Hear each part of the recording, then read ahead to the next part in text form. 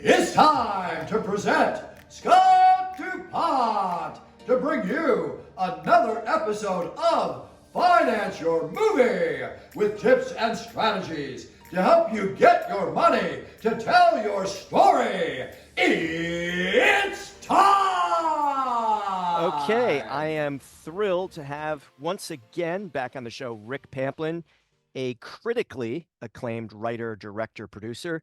And Rick, I think you've been in the business 50 years or more.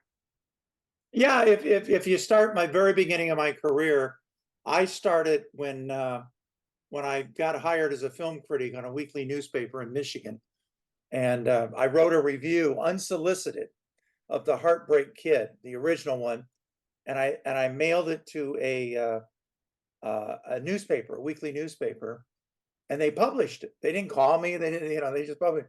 And then they called and said, "Can you do more?" So I sent them a few more. They published them, and somebody said to me, "Hey, you're supposed to get paid for this." And I went, "Oh yeah." So I called up the editor, and she took me to lunch and hired me as the film critic of this weekly newspaper. Then I became the arts director because they started a whole little supplement section on the arts. And then I actually did a big story on a CBS television station that was opening in Michigan that covered Flint, Saginaw, Bay City, and Midland. And then they hired me away to be an on-the-air reporter. But what was most appealing, not that I was on television every day or getting paid a lot more money, because I thought being a film critic was the greatest job in the world. I got free movie tickets, and every day I was supposed to go see another movie and file a review, and then I would do a little summary, of like Rick's picks, the best films and all that stuff. And I thought it was the greatest job ever. I didn't realize how much money it took to live and all that kind of stuff. So when I went to CBS, they gave me a 16mm camera, and they said, "You have to take this everywhere you go, in your car, in your news car, sleep with it, learn this camera inside out." And I would shoot this 16mm film stock. And then later they came out with the CP16, which had a microphone. And then I had a cameraman and we had a mag strip on the film strip. But what I did was I learned filmmaking. And one of the interesting things, Scott, people always say, "How do you get in the movie business?" Well, any way you can, but you learn your craft. And many years later, I went to Hollywood. I was a production assistant for John Cassavetes on a film called Opening Night. And, John would have me do this or do that. And I didn't, but one day he was trying to you had to thread the film through the loop for this Bolex camera, 16mm hand, camera. He was shooting a shot of Ben Gazzara in downtown Broadway in the middle of the night, walking across the street in live traffic. And John wanted to be the camera operator, but he was having a problem loading the film. And he says, "Do you know anything about this camera?" I said, "I spent a year and a half of my life sleeping, living, driving. I think I even took it to church with me. Anywhere I went, that 16mm, and it paid off." And I was able to show John Cassavetes, something about the camera and how the three lenses were. And then all of a sudden, I was elevated up to this position of working with John Cassavetes on a film. So every little thing you learn leads to something great. And that's been my experience. Yeah, any way you can break in. So, Rick, I've heard some of your most incredible stories, and I would love to hear a lot of them tonight. But what I would suggest, because we got something really exciting to get to in just a second, if you want to hear some of Rick's amazing stories, check some of the past episodes we did. Rick was on the first season, episode 6 and 7, and then season 4, episode 428, 429. Check that out. But today, if you are listening or watching this podcast right now, promise you will want to grab your iPad or your notebook right now to take some notes in just a few seconds, because Rick is going to break down how investors got points in a second, completely new and different movie for free. I don't think it's ever been done in the history of the movie business. Quick disclaimer, this poster you see behind me, BURT Reynolds, The Last Interview. I was one of the producers on the project. But Rick, you were the mastermind that made this project happen. So I got to start. We're going to kind of take this section by section. I want to ask you, Rick, if I remember, our distributor at the time, KDMG, said, I think they called us up to, hey, can you ask Rick, the director, to slap 5 or 10 minutes of extra BURT footage so we can have it on a bonus for the DVD? And that kind of set me off, and I think it kind of set you off. So you circled back, if I remember right, and pitched KDMG on expanding a 5-minute BURT interview all the way into a completely separate feature film, correct? Yeah, I think it's a classic example sometimes that you can't see the forest because of the trees. And you and I had made another movie called Movie Money Confidential, where you, who previously knew Burt Reynolds, were able to get Burt Reynolds to agree to do an interview, which was in itself huge for the film. And Burt had been ill, and we were shooting for 5 weeks. And the last day of the last week, Burt agreed to sit down and do a 15 or 20-minute interview about film financing. And we were all excited, and we went, Burt told us where he wanted to film it, and all of the, no restrictions on what I asked, no editorial restrictions, just he wanted it to be at his school in Palm Beach. So we showed up, and, he had kind of a little stage where he would teach his classes, his master acting class. And it was funny because, I'm a director and I've been doing this for a while, and, I didn't like that banner, and I wanted to move this and move that. And the art director, Maggie, was used to working for me, a DGA director. And so we're disassembling the entire Burt Reynolds, little facade. And the chairman of the school is running, what are you doing? You can't do that. And I said, I'm a DGA director. I can do whatever I want. And we rebuilt. And I remember when Burt came in and you went and greeted him, and you were kind of walking him in your arm. And the first thing Burt said to me was like, you're redecorated. I like it. So what happened was, Burt Reynolds is Burt Reynolds. He's not going to, he's not going to answer any question he doesn't want to. He's not going to say anything he doesn't want to. And, he had pretty much done anything and everything in the motion picture business you could do. So any question you ask him is a bit ridiculous. So, he wouldn't answer any questions about film financing. Then I'd let him talk about something, and he'd go off and, Deliverance or something else. And, and then I'd kind of bring him back, and I try to stick in, and he'd go, I don't know anything about that. I don't have anything to do with that. And I'm, there's a part of me going, I pursued Burt Reynolds my whole life. I wanted a Burt Reynolds movie. I wanted to sit down with Burt, do something with him. We talked about it. I'd been on a set in Las Vegas. I had met him. He came over and wished me happy birthday at the Jetty restaurant. One of his friends owned it, and he happened to be there on the night of my birthday. He was a very gracious guy. We talked about working together, but nothing ever came together. So I finally get this chance to interview Burt Reynolds. He has no interest in talking about film finance, and I'm just trying to salvage it. So at about the 15-minute mark, I'm glancing at my watch, and I'm going, I remember, you and me both. We're like, oh my God, we got like 5 minutes left. I remember my favorite book is The Catcher in the Rye by J.D. Salinger. And I remember there's a bit when they're doing book reports, and Holden's in school, and this kid goes off on a tangent, and it's more interesting than the book, and he's telling the story, and the teacher's scolding him. And I thought, I may never get another chance with Burt Reynolds. This is Burt effing Reynolds. Just let him talk. We'll just talk about whatever we want. So the 15-minute interview, the total was like an hour and 15 minutes. Amazing. Amazing. And at the end of it, Burt waves me up, to the chair where he's sitting. And, I've got 3 cameras. I've got a glider. I've got a lav on me. We've got all this equipment, lighting, and a crew, and all, and I'm not really agile. I'm kind of big and, goofy. And so I kind of, got out from untangled, and Burt said, lift me up, will you? And I lifted him up, and he put his arms around me, and he whispered in my ear, and he said, kid, let's make some movies together. And it was like one of the greatest moments of my life.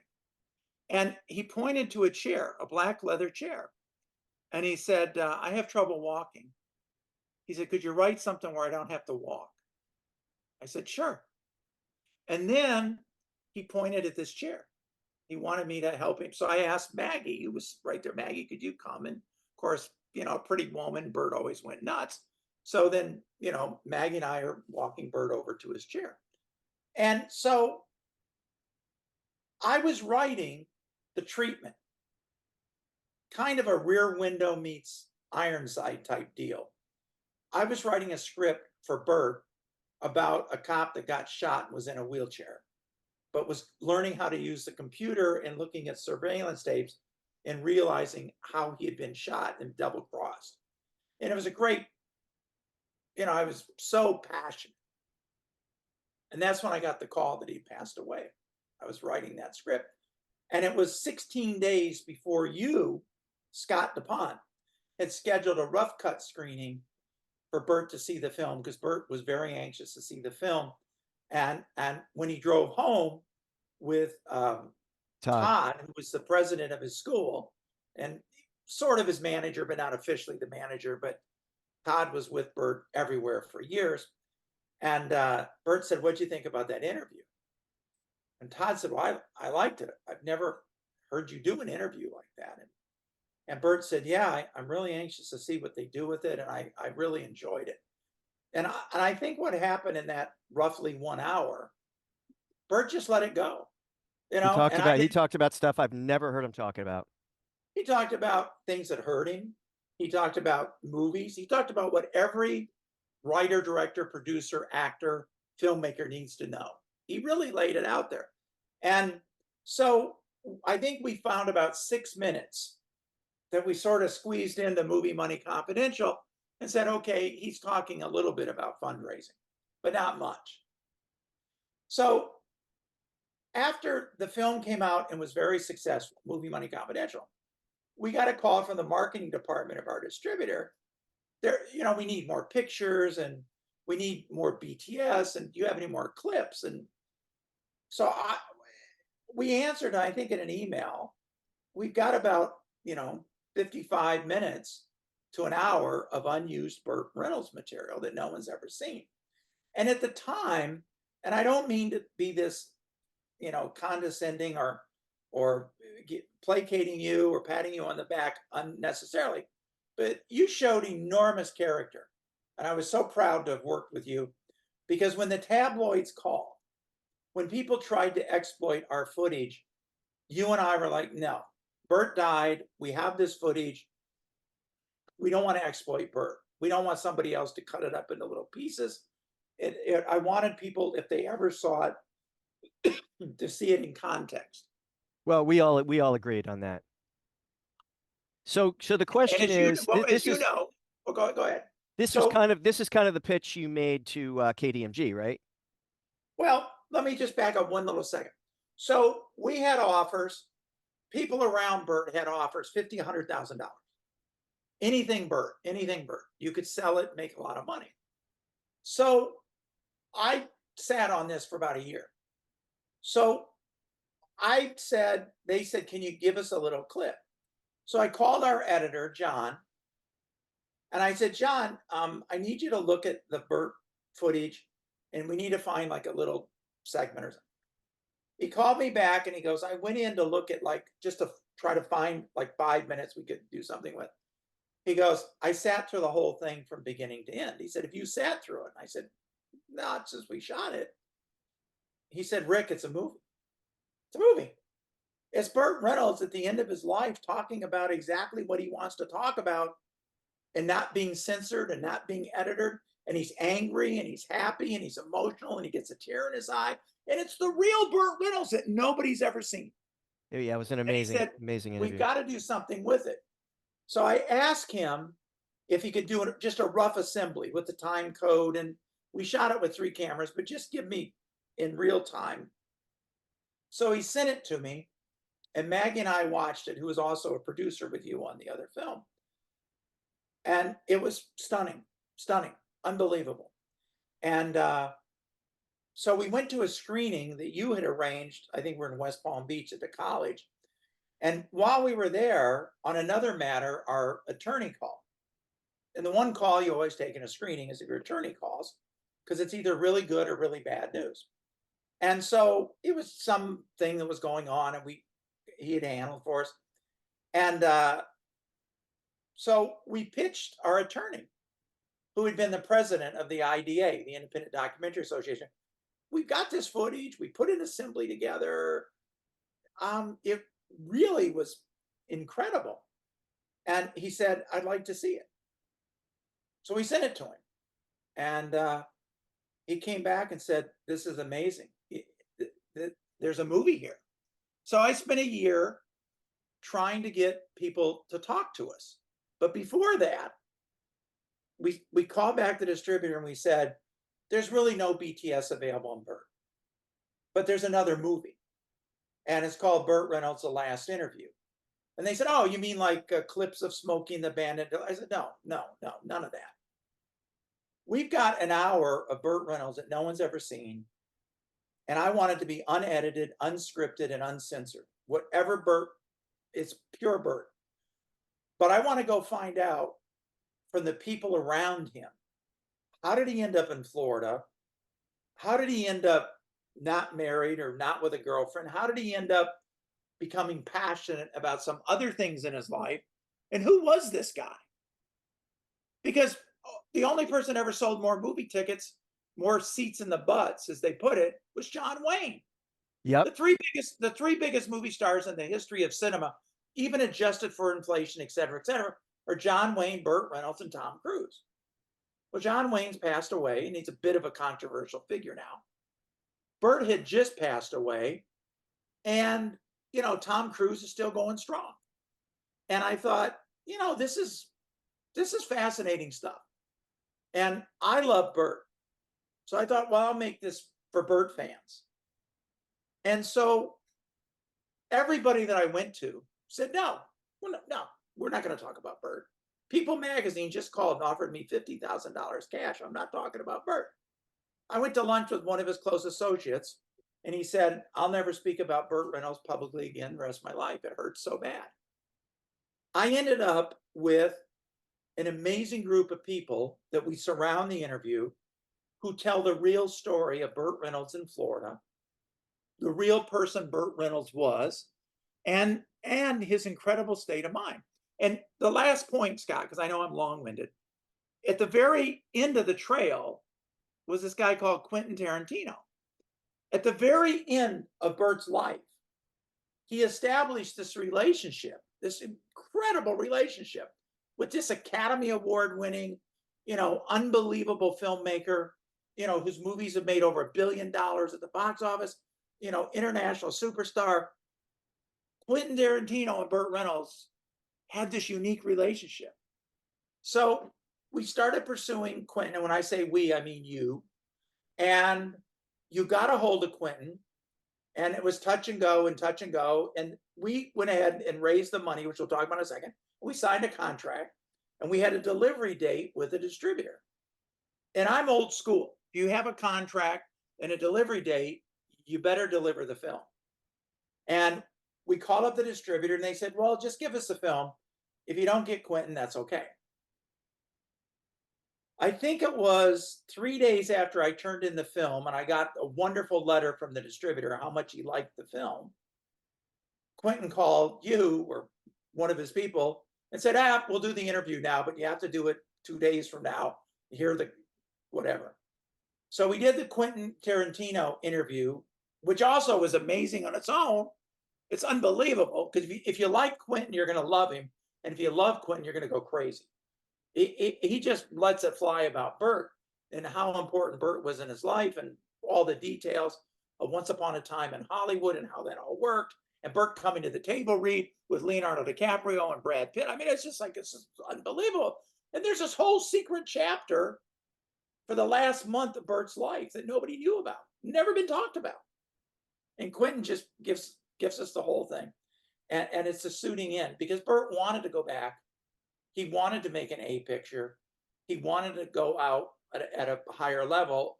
And he went to the table read, and Quentin cast him.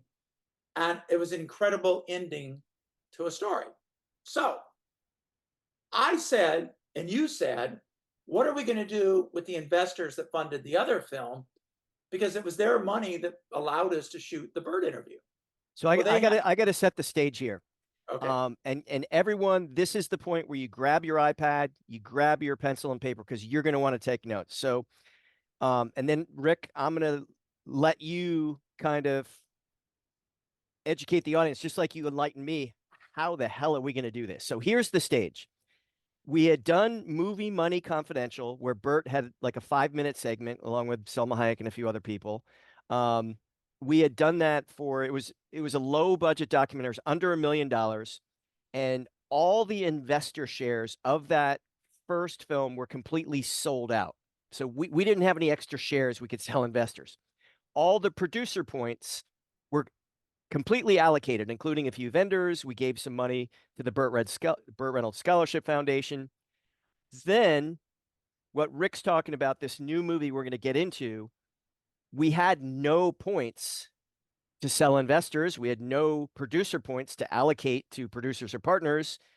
But yet, and Rick, you can get into how I don't know how you came up with this idea, but we had to fund these wraparound interviews on both the East and the West Coast. Plus, we had tons and tons of legal bills to really get this cleared by both James Spaciti and Michael Donaldson. So we're going to take a quick break. You're going to want to come right back, and Rick is going to explain how he funded a brand new movie with no points to share.